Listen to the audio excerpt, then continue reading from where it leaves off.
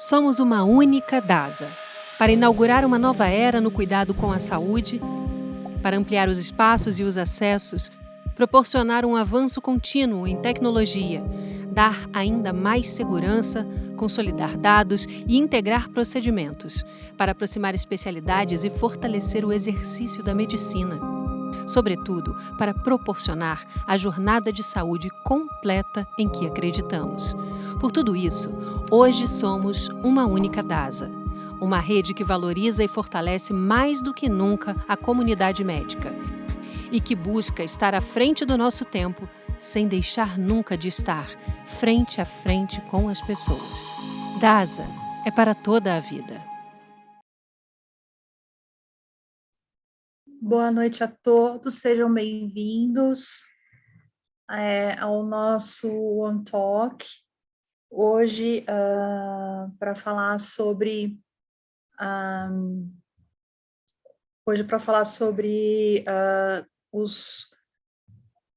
as técnicas de biópsia embrionária, né? Então, eu agradeço a todos. Para quem não me conhece, eu sou a Camila Madaski, eu sou embriologista há 20 anos já, então algumas pessoas já devem me conhecer. Eu sou embriologista da Genuine e agradeço a presença de todos, agradeço a doutora Yara por participar aqui com a gente hoje.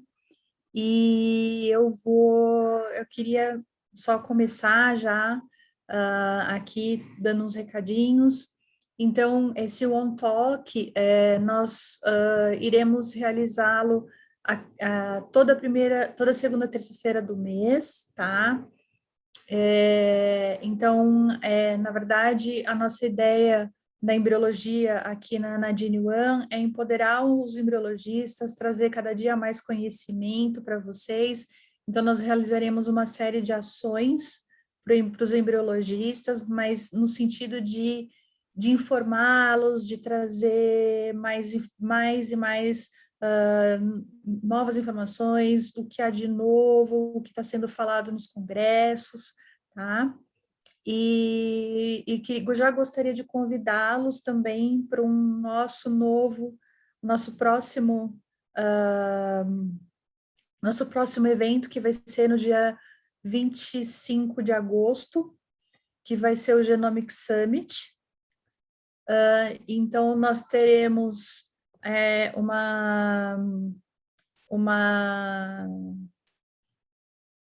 nós teremos alguns convidados internacionais, como a doutora Joyce Harper, que ela é embriologista e ela é geneticista. Nós temos o George Busby, que ele vai falar sobre risco poligênico. Nós temos o Joris Vermeersch, que ele vai falar sobre diagnóstico genético integral pré-implantacional e pré-natal. A doutora Joyce, como eu já falei, vai falar sobre as novas perspectivas em genética reprodutiva. E o doutor Jeffrey Meltzer, que vai falar nos avanços no DNA livre de células. Então, vocês podem se inscrever gratuitamente também, né, nesse Genomic Summit. Nós esperamos vocês lá, tá bom? E também eu gostaria de convidá-los também para participar de um novo projeto, de um projeto que nós temos aqui também na Genuine, que é uma consultoria que nós estamos fazendo para as clínicas que são parceiras nossas, tá? Então, se algum embriologista que tiver dificuldade para fazer biópsia, ou com alto índice de DNA degradado, ou mesmo as clínicas que são parceiras nossas e adquirirem laser, nós vamos até você, assim, nós vamos até vocês e nós ajudamos vocês treinando vocês, auxiliando nos procedimentos que vocês precisam. Todos esses procedimentos são gratuitos, tá bom? Para a clínica. A DASA não cobra por essa visita. Então, a gente só precisaria de embriões descongelados, o material de biópsia, o micromanipulador, né? E o agendamento, ele é feito como vocês fazem o agendamento normal para a nossa visita. É só ligar no relacionamento, marcar um horário comigo ou com a Priscila, que é a nossa outra embriologista. A gente conversa, define quais são as necessidades de cada um de vocês, e aí, se for necessário, nós vamos até vocês.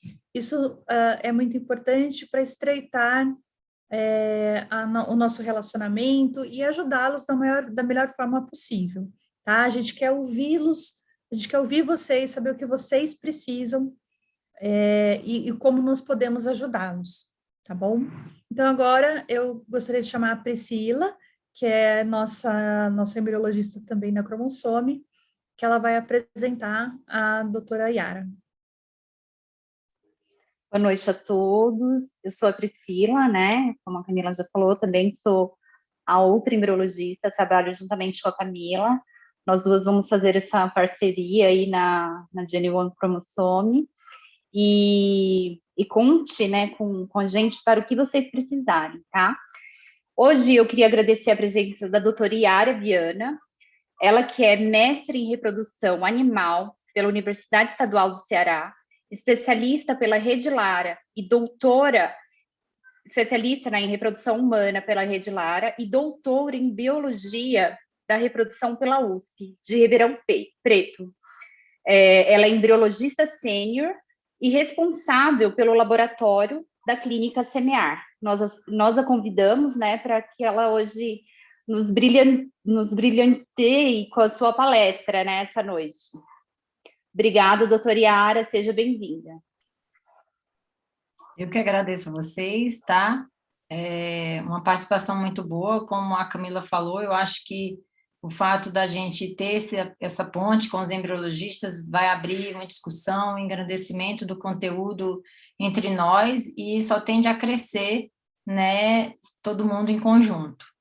Então, hoje, no One Talk, eu vou falar um pouquinho sobre os protocolos, né? Vou colocar aqui minha apresentação para vocês, para que a gente possa discutir um pouquinho, né? Fazer todo uma apresentação inicial, né? Vou falar um pouquinho, primeiramente, sobre os protocolos de biópsia de trofectoderma, se eles podem afetar os resultados clínicos, tá? Primeiramente, o teste genético pré-implantacional, ele é um procedimento de retirada de células do embrião para análise genética cromossômica. E ele é muito importante que essa biópsia ela seja feita de uma maneira correta e muito cuidadosa, para que ela não comprometa o desenvolvimento do embrião no futuro. O PGTA é um teste genético pré-implantacional para detecção de aneuploidias. Então, quando você fala de teste genético, você tem pré-implantacional, você tem alguns tipos dele. E hoje a gente vai discutir um pouco de embriões que foram estudados para o PGTA, onde você faz a análise, o diagnóstico que identifica a saúde cromossômica do embrião. Como funcionaria para realizar esse teste genético? A gente faz a biópsia de blastocisto. E nessa biópsia é feita a remoção de até 10 células do trofectoderma, como eu disse anteriormente, de uma maneira que seja cuidadosa, cautelosa, sem trazer danos, prejuízos para o desenvolvimento do embrião e até mesmo a sua possível implantação embrionária. E, com base na biópsia do blastocisto, existem 2 protocolos que são conhecidos. O protocolo 1, que eu vou detalhar um pouco agora, onde ele comenta o seguinte, que a abertura da zona pelúcida ela é feita com laser no dia 3 do desenvolvimento do embrião.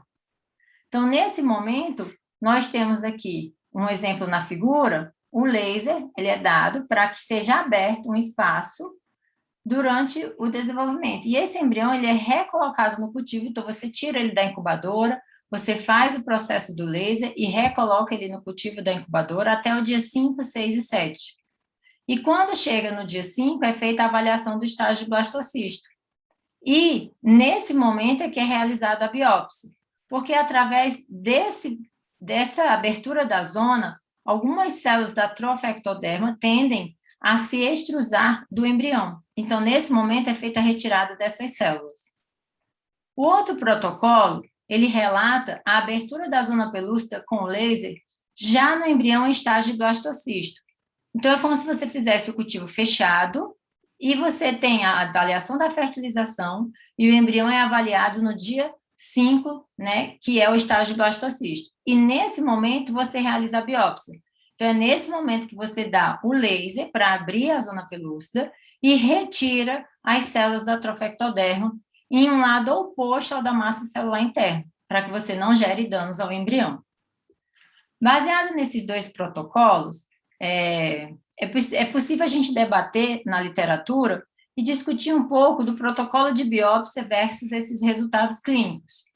Com base nisso, trouxe um estudo retrospectivo de Rubino e colaboradores, publicado em 2020, onde ele trabalhou com embriões vitrificados e desvitrificados para transferência com PGTA, no período do ano de outubro de 2016 a setembro de 2017. Os embriologistas que fizeram parte desse estudo tinham mais ou igual a 5 anos de experiência, e as condições laboratoriais desse período foram avaliadas, e foi considerado um período estável, sem intercorrências, com o mesmo meio de cultivo, com o mesmo tipo de placa, tudo se manteve constante. E esses embriões foram divididos em 2 grupos, baseados nos diferentes protocolos de biópsia. Os resultados avaliados, como os resultados clínicos, né, que foram achados relevantes, foi em relação à taxa de sobrevivência pós-desvitrificação, a taxa de gravidez clínica, a taxa de gravidez em andamento, a taxa de aborto e, por fim, a taxa de nascido vivo. Como eu expliquei no início da apresentação, o protocolo 1, ele conta com a abertura da zona no dia 3, então você tem aqui o embrião de 8 células no D3 do cultivo, ele é manuseado no micromanipulador e é realizada uma abertura fina dessa zona pelúcida, e ao passar do desenvolvimento no estágio de blastocisto, ocorre a extrusão das células da trofectoderma. E nesse momento você realiza a biópsia. Tem movimento delicado de sucção dessas células com a pipeta de biópsia, e o laser ele é então dado aqui nesse sentido, para que seja feito o rompimento da célula, e o pequeno fragmento ele é retirado. Posteriormente, o embrião, nesse caso, ele foi vitrificado, porque as transferências todas foram após desvitrificação. E esse fragmento, então, ele é tubado e enviado para análise genética. O segundo protocolo, ele já fez a técnica diferente. Você pode observar que até a pipeta de biópsia, ela já é um modelo diferente, ela é uma pipeta com bisel, então ela já tem uma parte bem fina. Então, nesse protocolo, ele faz a biópsia no dia do estágio de blastocisto, ele posiciona a massa celular interna num posto de 5 a 6 horas, como se fosse um relógio, e ele dá o laser numa posição de meio-dia a 1 hora. E nesse momento que ele dá esse laser, ele vem com a pipeta e ele vai pela pontinha aqui, ele penetra, ele começa a tentar separar as células da trófea da zona pelúcida. E isso tem que ser bem delicado, porque se esse movimento for muito brusco, o embrião ele pode colapsar rapidamente, e isso dificultaria muito a realização da biópsia. Ele posiciona essa pipeta até a posição de 11 horas. E aqui, quando ele atinge a posição, ele dá um outro laser, para garantir a retirada como se fosse da pressão interna do embrião. E aí ele consegue, por método de sucção bem delicada, retirar, né, e também dando o laser rapidamente, o fragmento das células da trofectoderma que serão analisadas. O que ele fez de diferente nesse estudo, além desse modelo de biópsia, né, no blastocisto, seguido da tubagem? Ele fez aqui, ó, ele tirou 1/4 da zona pelúcida. Então, após a biópsia, quando o embrião estava colapsado, ele continuou dando o laser e retirou 1/4, que é o referente ao espaço entre o primeiro e o segundo tiro que foi dado na zona pelúcida. Então, ele fez esse processo e, após essa etapa, os embriões foram vitrificados. Os resultados que eles encontraram, principalmente os achados clínicos, foram bem relevantes, O primeiro resultado refere-se ao cultivo. Eu achei interessante a gente observar que embriões que tiveram o cultivo interrompido, entre aspas, né, no dia 3, com o manuseio dos embriões externo à incubadora, eles encontrou uma taxa de formação, número médio de blastocistos formados menor do que os embriões que foram mantidos em um período de cultivo fechado e uma taxa de formação, número de blastocistos maior. Então, aqui eles tiveram essa diferença significativa. Com relação à taxa de sobrevivência de pós-descongelamento, também foi observado que, no embrião do protocolo 2, a taxa de sobrevivência foi maior do que o protocolo 1. Com relação à taxa de gravidez clínica, também teve essa diferença. Você tem 65,3% de taxa de gravidez clínica para os embriões provenientes transferidos do protocolo 2 em relação a 55,1% do protocolo 1. E a taxa de gravidez, de implantação, de gravidez em andamento, a gente também tem essa diferença significativa em relação do protocolo 2, com 58,4%.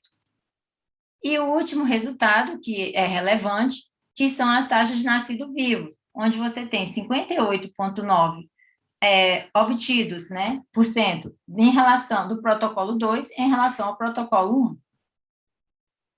Para que a gente possa discutir um pouco em cima desses achados, né, eles perceberam que o protocolo 2 teve resultado melhor do que o protocolo 1.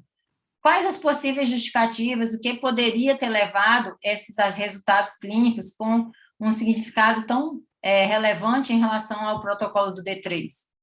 A justificativa poderia ser o maior tempo de exposição do embrião fora da incubadora, porque quando você faz laser no D3, você mexe no cultivo do embrião, então, você está tirando realmente o embrião que está no meio de pH equilibrado e colocando fora e depois retornando. Então, ali varia muito tempo, e esse estudo foi feito com embriologistas bem experientes, então eles passavam o mínimo tempo possível. O risco de extrusão da massa celular interna através da abertura na zona pelúcida, e isso vai requerer uma nova manipulação do embrião, para que seja retirado o fragmento atofectoderma de um outro lado, o risco de infecção ou agressão imunológica da exposição do embrião, no caso, ele pode estar se referindo ao risco de contaminação, uma troca inadequada de metabólitos com os meios de cultivo, porque ele fala que o embrião ele fica com a abertura da zona muito tempo em cultivo, então a gente tem uma troca de metabólitos ali. E até mesmo a perda de blastômeros através da zona pelúcida, da abertura da zona pelúcida. Contribuindo com esses achados, teve um outro trabalho de Zhao e colaboradores em 2019, que ele também observou maior taxa de blastocisto vitrificado no protocolo 2, o maior número de blastocistos biopsiados no protocolo 2, porém ele não encontrou diferença nos achados clínicos, quer dizer, na taxa de nascido vivo, de gestação em andamento, ele não viu diferença. Talvez porque o estudo dele teve um N menor de participantes em comparação ao estudo que foi apresentado, e também ele tenta reforçar a abertura de 1/4 da zona pelúcida. Porque essa abertura de 1/4 teria pontos importantes de acordo com o artigo. Foi dito, e já existem pesquisas que mostram nos outros artigos, que eles comentam que a taxa de implantação do embrião pode estar diretamente relacionada ao tamanho da abertura da zona. Então, quanto maior for o tamanho, mais fácil ele vai sair de lá. E esse trabalho de Rubino, ele encontrou que embriões mantidos em cultivo durante 8 horas apresentavam esses problemas. Por exemplo, aqui, esses eram embriões de dia 3, certo? Que foram feito laser no D3, na verdade, e a biópsia em D5.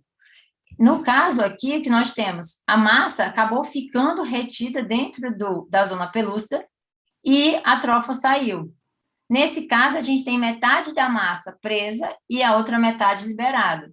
Então, aqui você pode estar causando danos degenerativos ao embrião, e ele só observou isso porque ele deixou em 8 horas de cultivo. Talvez, quando você faça uma transferência mais curta, em 1 ou 2 horas após o descongelamento, não vá ter essas observações. E corroborando com o achado dele, Vasta e colaboradores em 2020, eles relataram que blastocisto gasta muita energia para que ele se libere da zona pelúcida. Então, se eu tenho uma mínima abertura, ele vai usar aquele espaço para sair, entre aspas. Então, ele vai gastar uma energia maior. E no caso, se eu tivesse uma remoção mais completa dessa zona pelúcida, eu teria maior taxa de implantação. Então, ele já fala não tirar um quarto, mas tirar a remoção quase inteira dessa zona pelúcida. E aí é onde vem mais questionamento. Tudo bem, tem um outro achado de Lee e colaboradores em 2016 que fala que aumenta a taxa de gravidez clínica. Porém, você pode estar trabalhando com embriões mais frágeis na rotina dos procedimentos, embriões mais suscetíveis a danos mecânicos e a perda da proteção desse embrião para os processos de infecção. Como a gente falou, tipo alguma contaminação do meio de cultivo, qualquer fator. E até mesmo gera pensamento de, tudo bem, em relação à remoção da zona pelúcida inteira, né, tenho esses problemas. E a abertura de um quarto da zona pelúcida, como proposto pelo trabalho? Será que aí eu também não tenho um certo problema durante o processo de vitrificação, de perder de tirar ali no processo que ele tem a retirada do meio ao redor do embrião, de sair totalmente da zona e ficar sem zona? Né? E será que isso não vai trazer um prejuízo posterior para o embrião após o processo de desvitrificação? Então, assim, dessa maneira, o que a gente pode concluir com esses protocolos, essas discussões, é que os diferentes protocolos, eles afetam os resultados clínicos, eles podem afetar. E que os protocolos de biópsias, muitas vezes, eles são modificados de acordo com cada laboratório. Até mesmo não chega a se considerar os problemas do desenvolvimento do embrião, mas cada um vai mudando de acordo com a sua rotina e com o seu resultado. Né? E com base em toda essa discussão, o que é que a gente pretende? Abrir um caminho para que uma nova linha de publicações com foco no aspecto embriológico do PGTA seja feita, para que mais discussões possam surgir para engrandecer a técnica e se preocupar principalmente com o aspecto embriológico do embrião, como que ele vai ficar, como ele vai sofrer após o processo da vitrificação, do laser, da retirada da zona pelúcida. Tá? E era basicamente essas informações que eu queria compartilhar com vocês, e estou disponível ao questionamento, né, para que a gente possa engrandecer ainda mais esse encontro que estamos fazendo hoje.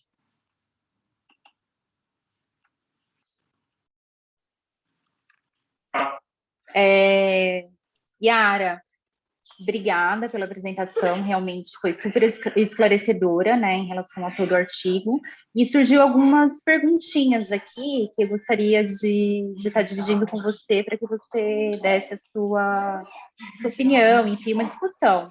É um super bate-papo, né, que todos os embriologistas presentes fiquem bem à vontade a conversar, a discutir, a perguntar, tá? A dar a sua opinião também.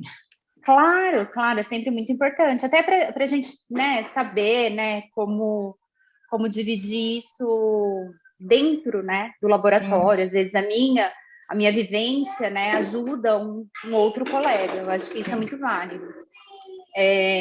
Por exemplo, a primeira pergunta seria: qual seria o seu maior desafio hoje, né, dentro da sua equipe? Porque nós sabemos que a sua clínica, a clínica que você é gestora, ela tem um grande número de ciclo. Para você fazer a abertura, né, da zona em D3, qual seria o seu maior desafio para você mudar o protocolo? Então, na verdade, hoje, dá o laser, eu faço o laser ainda no D3, mas a intenção é migrar para fazer direto no D5, porque a gente adora, a gente faz muito de rotina o cultivo fechado. E realmente, como achado do artigo, o cultivo fechado, onde você não desestabiliza o ambiente do embrião, você tem mais taxa de blastocisto formado. Então, hoje o desafio para mim está, a gente está tentando fazer essa migração, mas não é todo mundo que tem essa experiência, então isso requer um treinamento, requer mão de obra. Como foi falado, a gente tem que ter muita experiência. E hoje o laser no D3, ele está... a gente está fazendo com as pessoas mais capacitadas, então, vamos dizer, da equipe de 25 pessoas, de 18 a 25, a gente tem 3 fazendo laser no D3, para que o mínimo de dano aconteça, né, em tempo de exposição e etc., e o objetivo é migrar total para o D5, porque a gente trabalha muito com cultivo fechado, e realmente a taxa de blastocisto é bem melhor, E quando você fala de PGTA, você está falando de pessoas mais respondedoras, que têm uma pequena quantidade de ovo. Então, tudo que você puder de fazer de melhor para o cultivo daquele embrião é o resultado final que vai mostrar. Então, se você deixar ele lá, mais blasto você vai ter, né? A intenção é essa. Aproveitando esse gancho, falando até dessa questão de treinamento, você acha que se uma pessoa começa já a fazer esse protocolo, né? Esse protocolo de só fazer o laser no dia 5, você acha que ela demora muito mais tempo para aprender a fazer a biópsia? Ou se ela já começar nesse direto no dia 5, ela vai ter o mesmo tempo para aprender a fazer a biópsia e fazer uma boa biópsia, do que se ela fizer a abertura no dia 3 e a biópsia no dia 5? Então, eu vou dar o meu exemplo. Eu prefiro que ela comece no D5 direto, e eu acho que ela vai aprender bem mais rápido do que se ela vier do D3, ou se ela... Porque é o seguinte, eu, quando eu comecei a fazer biópsia, estava no início de tipo, você sai do D3 e vai para o blasto. Então, ainda tinha muita biópsia de D3 na época. E eu confesso que os meus treinamentos D3, eles me davam nervoso, porque o meu blastoma, ele sumia de mim. Ele andava, né? E aí eu pensei... Era terrível. Né? Era terrível. E aí eu pensei, ó, eu tenho dois caminhos, o que vai para o novo e o que ainda é usado, mas a tendência é migrar para o novo. Então, eu não vou treinar mais esse. Eu vou treinar esse. Então, eu saí do zero treinando biópsia. E minha curva de aprendizado foi muito rápida, né? E assim, confesso que ao longo dos anos, na prática do laboratório com muitos ciclos, hoje a gente faz tanto de rotina, muitas pacientes, que a curva já cresceu muito, mas se a pessoa começar hoje a fazer no D5, ela vai aprender mais rápido. É o que a gente chama, não tem vício, ela não tem vício. Então, ela vai ter a cabeça bem fresca, ela vai aprender, vai ter uma curva mais rápida, até porque ela já sabe mexer no micro, ela já sabe mexer no laser, né? Então, assim, eu acredito que o D5 é o melhor. E eu só uma observação que eu percebi no trabalho, ele percebeu que a taxa de aborto foi um pouquinho maior, né, Sim. no protocolo 2 do que no protocolo 1. O que você acha que pode ser, que a gente pode justificar essa taxa de aborto? Apesar de que é pequena, né, mas... Então, na verdade, o que eu senti falta ali no descrito do artigo é que ele fala da taxa de sobrevivência, mas o embrião, como se fala, existe o processo de vitrificação, quando ele está com a parte da zona retirada, ele tem um certo, vamos dizer, dano maior. Pode ser que tenha, pode ser que não, é muito crioprotetor, então tem que ser uma pessoa também muito experiente para vitrificar. Então, a condição como esse embrião sobreviveu, ele sobreviveu, mas a condição que ele sobreviveu e que ele vai para implantar, isso pode ter mexido um pouco nos resultados. Mas ele não fala desses pontos. E quando ele fala também do aborto, ele só cita que teve, mas ele não entra em detalhe. Então, fica vago nesse ponto aí. Até a Sabrina está perguntando aqui, por que não, então, fazer essa abertura maior de 1/4 da zona, já que ela ajuda mesmo? Existem trabalhos que falam que realmente uma abertura maior na zona pelúcida, ela ajuda na implantação. Por que não fazer depois da desvitrificação? O que você acha sobre isso? Então, eu pensei sobre isso. O problema de fazer depois da desvita é que você não sabe onde está o buraquinho direito que você fez. Eu estava pensando nisso, eu disse, ó, eu posso pegar, porque eu também pensei, se eu pegar e fizer e na volta eu abrir, eu posso realmente, né, ter uma taxa dele, mas sem ter pensado no processo de ida, que envolve outros profissionais. Mas o problema é que quando você abre, você coloca na placa e vai analisar, ele está vivo. É 360 graus a zona pelúcida. Então, pode ser que você não ache o ponto exato. E se você abrir em um outro ponto, você está criando o que a gente falou lá, que é um problema do laser no D3. Duas aberturas. Então, você está podendo ter extrusão de embrião em dois lados, e isso pode prejudicar o resultado final. Então, eu também já pensei nisso. E aí eu estou pensando como é que eu vou fazer essa abertura, não 1/4, se eu faço pelo menos, tipo, metade de 1/4, entendeu? Então, eu quero fazer uns testes, eu quero juntar uns embriões 3PN que vire blast, para ver se a gente faz uns testes, para tentar até ver também se 1/4 tem problema na vitrificação. A Sabrina falou de novo aqui, talvez total, né? Realmente, talvez tirar, né, toda essa parte. E eu queria citar também, a gente tem que falar também dos embriões, né, que são feitos biópsias na Alemanha, e lá, na verdade, eles tiram, né, eles tiram o embrião fora da zona pelúcida e depois eles fazem a biópsia, né?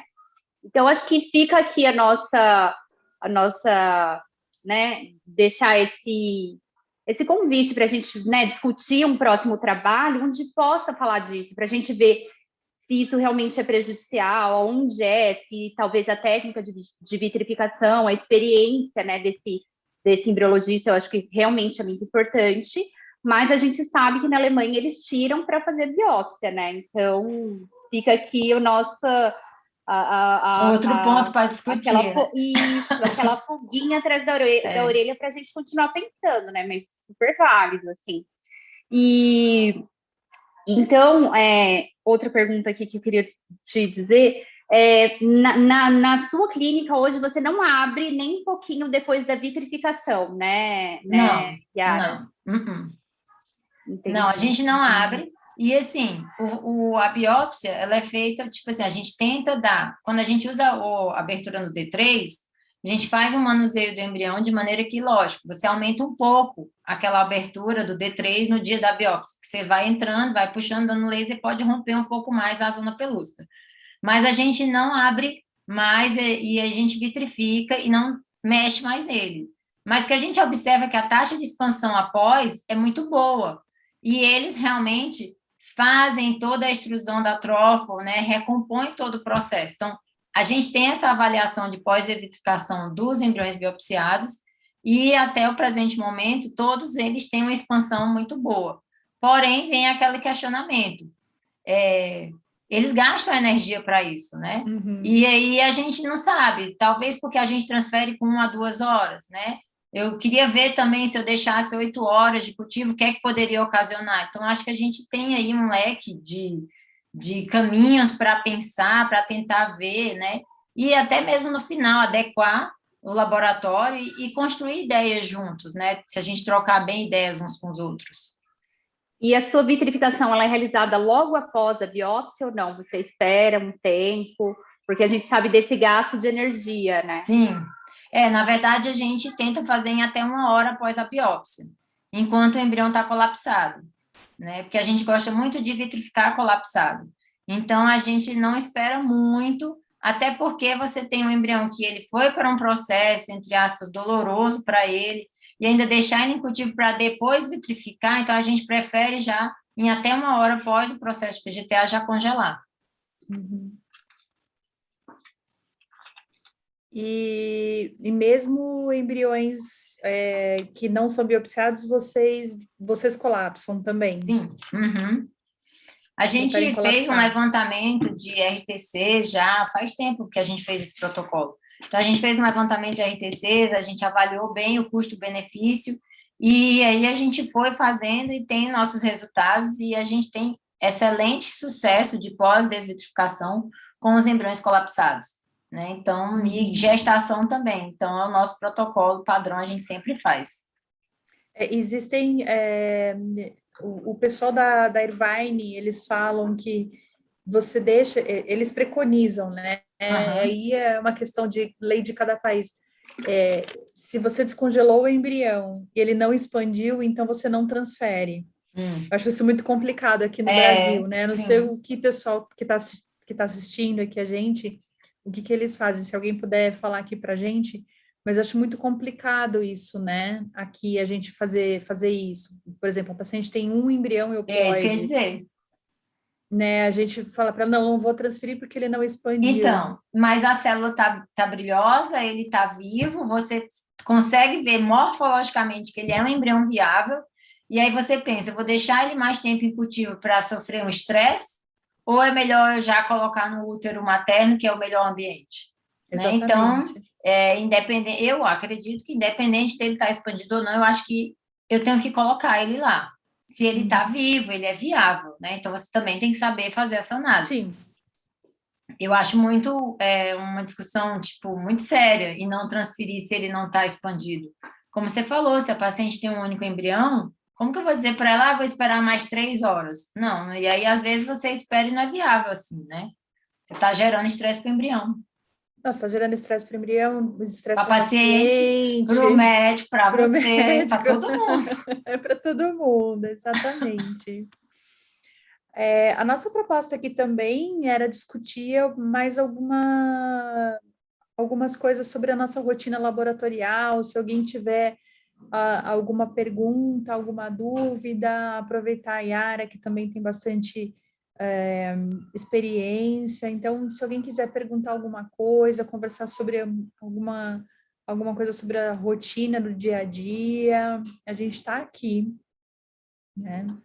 Yara, vocês fazem só PGTA ou vocês fazem todos os tipos de PGTs? Todos. Exceto o Todos. PGTP, que começou agora, a gente não teve nenhum caso, mas a gente faz PGTM, PGTA, PGTSR, a gente tem todos os casos. Uhum. E Eu vocês acho têm assim. percebido... Oi, Não, pode falar. Pode Não, falar. pode falar. Eu E acho vocês assim. Eita! Não, pode falar. Eu acho assim que hoje a biópsia de blasto, essa proposta de consultoria que vocês fizeram, eu acho que é muito boa, muito válida para as clínicas, né? Principalmente porque a gente tem que estar constantemente nos aperfeiçoando. E por mais que eu faça essa técnica há 10 anos, eu acho que sempre tem um ponto a acrescentar em trocar uma ideia. Então, todo mundo, acho que é um benefício que as pessoas têm que utilizar. Ainda mais a gente tem embriologia, que a gente diz, os cursos são muito caros. Aí é uma oportunidade dessa, eu acho realmente, sim, muito boa, vocês estão de parabéns. E a gente quer, sim, a visita, tá? Porque a gente quer crescer, a gente quer fazer mais casos e treinar muita gente, né? Porque eu acho que o processo é esse, desenvolver os embriologistas. Na verdade, a nossa ideia, né, aqui com esse On Talk, com as lives, na verdade, dar um poder maior ao embriologista, né? Porque, assim, o que eu sempre senti durante todos os anos em que eu trabalhei em laboratório é que existia o médico, um vácuo onde ficavam os embriões e aí a paciente Isso. passava, né? É. Então, a gente era meio que esse vácuo que ninguém sabia quem era. E aí a nossa proposta é trazendo mais informações, trazendo treinamentos, montando um grupo, né? Nossa ideia é, a partir desse On Talk, começar a formar um grupo de WhatsApp, no WhatsApp, e mantendo sempre informando esse grupo, trazendo novidades, trazendo uma série de coisas para trazer informações, né, e ajudar a gente na verdade, os embriologistas se ajudarem, Sim. né? Essa troca de experiência, né, Ká? Essa troca de A troca de vivência, essa experiência. troca do dia a dia, né, que a gente sabe que é muito importante, porque tem embriologistas de diferentes, que nem a Yara falou, né, de diferentes momentos da vida, Sim. e essa troca, né, isso que é importante, né, Yara, essas vivências, que Sim. só vivenciando que a gente sabe o que é a o dia a embriologia, dia, né? isso mesmo, é isso mesmo. Só o dia a dia, cada caso. A gente ficou um pouco assim, na dúvida se a gente ofereceria essa consultoria ou não, que algumas pessoas poderiam falar assim, poxa vida, eu já faço há tanto tempo, imagina que alguém vai vir aqui e vai vir me ensinar, reensinar a fazer biópsia, né? Na verdade, não é essa a questão. Às vezes é um olhar diferente, sabe, alguma coisa que você está fazendo, mas às vezes a pessoa tem alguma ideia diferente de que pode ser agregada, é agregar, na verdade, né? E a gente, aproveitando também aqui a deixa, a gente quer ouvir muito vocês. Então, vocês puderem falar para a gente o que vocês precisam, o que vocês querem, né? A gente quer ajudar. Eles falam, olha, eu preciso de um manual sobre tal tema, né? Como a gente estava conversando antes sobre Atlas. o guia, né? O Atlas, Uhum. né? Que foi maravilhoso e tal. Então, assim, fala pra gente, nossa, um Atlas é a coisa mais maravilhosa, então, será que vocês conseguiriam produzir alguma coisa tal tipo, ou daquilo, tal? Então, seria muito importante pra gente, né? Porque a gente quer ajudar vocês. Isso. E aí eu acho também, assim, que você falou um ponto, a pessoa vai pensar assim, eu já faço tanto tempo, e aí vem uma pessoa, eu penso assim, a gente faz muita coisa, a gente pensa muita coisa todo dia, é X, é FIV, é isso, é aquilo, então, vocês fazem a biópsia, então é lógico que o olhar de vocês é um olhar que vai trazer há muitos fatores que podem nos crescer, entendeu? Então, eu já penso assim, tudo que eu posso pegar, eu quero, né? Então, tudo que eu posso agregar, eu estou também puxando. Então, eu vejo dessa maneira. E eu acredito que, muitas vezes, eu já tive consultoria de Vitri, de gente da Irvine, que veio e ajudou muito. Você faz aquilo todo dia, mas tem um pulo do gato, tem um detalhe que a outra pessoa está atualizada. A gente não consegue ficar atualizado de tudo. Então, a gente consegue, assim, trocando ideias, conversando, isso ajuda, porque isso corta muito caminho, entendeu? Então, eu vejo muito nesse ponto. E é importante porque nós estamos dentro também no laboratório de genética, Sim. né? E a gente está sempre muito perto do Bruno, da Kalina, né? O Bruno como gerente da genética, a Kalina como quem faz ali toda a manipulação das células. Então, eles passam para a gente o que eles precisam. E é isso que a gente quer passar para vocês, o que eles precisam de um lado, né? Porque a gente fica sempre ali naquela rixa, né? Mas o geneticista falou que não tá bom, não sei o quê, mas assim, é bom a gente tá ali perto com eles, né? E a gente passar isso para vocês. Acho que tem uma pergunta, né, Pri?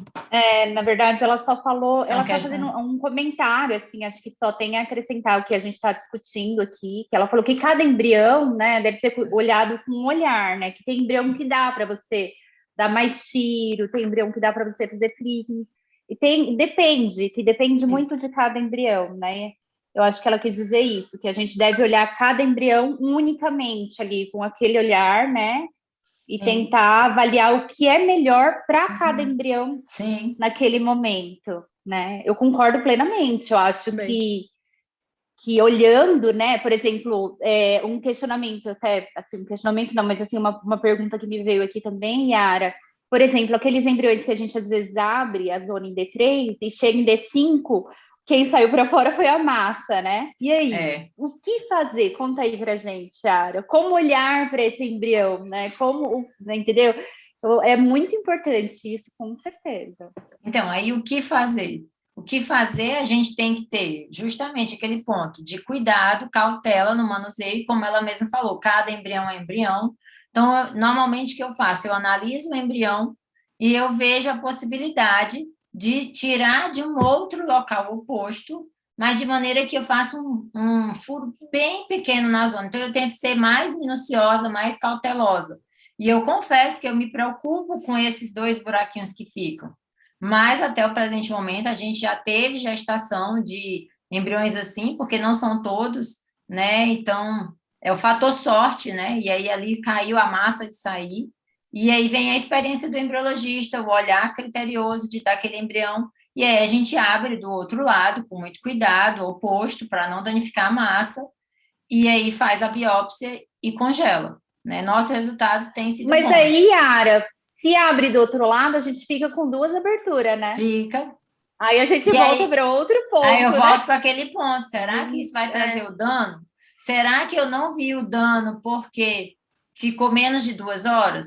Então, assim, na verdade, a minha resposta para esses questionamentos que eu já me fiz é porque até então, quando acontece esses pontos, a gente tem um controle de onde foi, quem foi, qual embrião que foi. E a gente tem tido gestação, né? Então, até o momento, eu ainda não tive um problema, mas eu fiquei muito preocupada.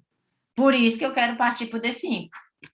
Você já tentou virar o embrião dentro da zona? Tentei, já consegui também. Eu já consegui. Porque é uma alternativa, né? Eu já consegui, ao invés de abrir do outro lado, ir empurrando de leve, fazendo assim, a massa entra, aí eu vou com a pipeta, mexo nele e tiro de outro dedo. Já fiz de várias É maneiras. meio MacGyver, mas dá para É fazer, né? meio uma coisa assim, ninguém pode falar comigo. Eu tô quieta. Uhum. E aí eu vou e faço. Já fiz isso também. Já fiz também um ponto onde tinha a massa, um pouco de trofo, e dá para pegar só a trofo sem mexer na massa, dando um laser mais distante. Então, pego, e o pedaço foi, deu certo, não teve DNA degradado. Então, isso vai deixando você mais confiante de como fazer. Então, eu Sim. tento ao máximo 2 furos, mas se eu não consigo, eu dou. Mas ao máximo eu tento inibir, mas eu faço essas técnicas assim também. A gente tem que fazer tudo pelo embrião, né? Tudo por ele, de maneira que eu tento não lesionar ele ao máximo. E eu estou tratando ele ali, tipo, como a minha vida, que eu não quero nada que ele sofra. Mas aquele momento que a gente está fazendo biópsia é um momento que a gente tem que focar muito ali e ficar só pensando naquilo, né? Sim. Quando a gente começou a fazer biópsia de blastocisto, tinha muita gente que ia às 4 da manhã para o laboratório para fazer só isso, para que ninguém me perturbar. Eu às vezes ia cedo, né? Eu ia cedo e fazia, né? Às vezes era uma paciente que era no domingo, eu achava ótimo, que não tinha ninguém perto de mim, eu ficava lá no meu silêncio. Hoje já não dá muito, porque o meu laboratório não é tão grande por tanto de pessoa que tem, mas às vezes vem gente do meu lado e eu digo, não posso falar, tô quieta. Aí eu fico ali, aí eu praticamente fico fazendo ali, na verdade, na minha cabeça, então acabo absorvendo, tirando tudo da minha mente, eu fico só ali, então acabo me concentrando mais. É porque biópsia, ao contrário de muita gente que pensa, é uma das técnicas mais difíceis. Eu penso mais isso, que é a mais difícil. A gente tem. Eu penso. Até hoje eu acho que é. Assim, eu digo que é o ápice do ápice, entendeu? Vitrificar é bom, também é difícil, mas é uma coisa mais tranquila. Agora, biópsia, realmente, como a Sabrina disse, é muito tenso. É muito tenso. É mesmo? É muito tenso. A gente tem que dar uma resposta para o paciente, a gente tem que dar uma resposta para o médico, a gente não pode agredir aquele embrião, né? Não. Lesionar aquele embrião. Então, é muito importante e tem que ser feito com muita delicadeza e muita precisão, né? Inclusive, tem um trabalho que ele fala que a experiência do embriologista pode causar até mosaicismo. É muito interessante. Isso a gente já vai discutir mais para frente também. Esse é bom. Mas ele fala que foi para o Escher agora, que a experiência do embriologista causa mosaicismo. Então, assim, você vê que até os pequenos detalhes, né, podem trazer danos, né, e a gente pode ter um resultado falso positivo, sim, né, falso. E por uma questão de técnica, né, então a gente precisa realmente fazer tudo com muito cuidado, né. Nesse trabalho que a gente apresentou, ele fala que esses embriologistas eles foram criteriosamente selecionados, mesmo tendo 5 anos de experiência, eles fizeram o teste no tempo de biópsia, vários testes até padronizar como que eles iam agir. E aí sim fazer a biópsia propriamente dita. Então, quer dizer, além da experiência, eles foram testados, né, para que no pudessem... máximo 2 minutos, né, Não cada biópsia. Isso, no máximo 2 minutos. Então, assim, tudo muito minucioso. Por isso que diz, realmente é tenso, é um momento delicado, e é um momento tudo ou nada, praticamente, porque você está com o embrião na mão, né? Então, você não pode fazer nada de agressivo para danificar o embrião. Exatamente. Bom, se ninguém tiver mais nenhuma discussão, Priscila? Pris, tem mais alguma? Acho que não tem mais nenhuma pergunta aqui. Eu acho que eu convido queremos agradecer a Yara, né, por essa palestra linda, por essa aula linda, né, sobre esse artigo. E muita gratidão aí, Yara, por ter gastado sua energia, o seu tempo aí para dividir com a gente seus conhecimentos, né, Ká? Obrigada mesmo. Muito obrigada mesmo. E foi muito, muito bom esse momento aqui compartilhado com a gente, compartilhar a sua experiência. E eu gostaria de falar que as pessoas que participaram aqui desse One Talk. Depois nós vamos enviar um QR Code para vocês por e-mail, se vocês quiserem participar do nosso grupo de WhatsApp, tá? Então, aí a gente vai sempre ficar mandando para vocês um mailing com as ações, com tudo que a gente tiver, tá bom? Então, eu convido a todos que quiserem participar. E, mais uma vez, muito obrigada, Yara. E eu vou aí te visitar assim que a gente conseguir marcar. Eu que Tá bom? agradeço vocês, agradeço a oportunidade, foi muito engrandecedor e eu acho que ideias, a minha cabeça sempre está fervilhando de ideias e eu agradeço a consultoria, quero muito crescer, a gente está buscando sempre fazer o melhor para o paciente e eu acho que o caminho é esse, a gente trocar ideias, interagir para crescer. E para mim foi muito válido, eu agradeço a oportunidade também de trocar, de conversar, de crescer em comum com todos vocês.